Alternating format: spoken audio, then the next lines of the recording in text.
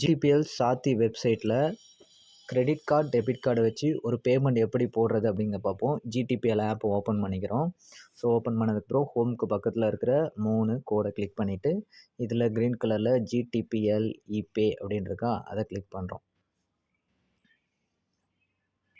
So click பண்ணதுக்கப்புறம் இதில் இடத்துல என்டிட்டி 1160 அந்த என்டிட்டியை கிளிக் பண்ணிவிட்டு அமௌண்ட் எவ்வளோ போடணுமோ 1000 ருபீஸ்னால் 1000 இங்கே போட்டுக்கிட்டு இப்போ கிரெடிட் கார்டுனா கிரெடிட் கார்டு, டெபிட் கார்டுனா டெபிட் கார்டு. ஸோ நான் 1000 ருபீஸ்ன்னு போட்டு கிரெடிட் கார்டு ஆப்ஷனை கிளிக் பண்ணுறேன். கிளிக் பண்ணிவிட்டு கீழே சிசி அவென்யூவில் டிஃபால்ட்டாக இருக்குது. கிரெடிட் கார்டு ஆப்ஷனில் பே நவ் அப்படிங்கிற ஆப்ஷனை போடுறேன்.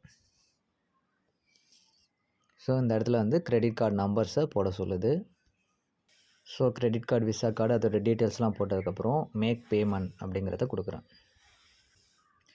ஸோ நம்மளுக்கு ஓடிபி வந்திருக்கும். ஓடிபி பார்த்தோன்னா 538357.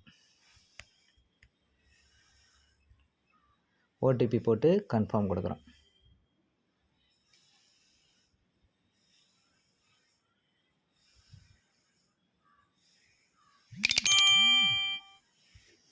ஸோ இங்கே பார்த்தீங்கன்னா இந்த ID 1160 ID Ganesan cable 1000 rupees போட்டு சக்ஸஸ்ன்னு வந்துச்சு.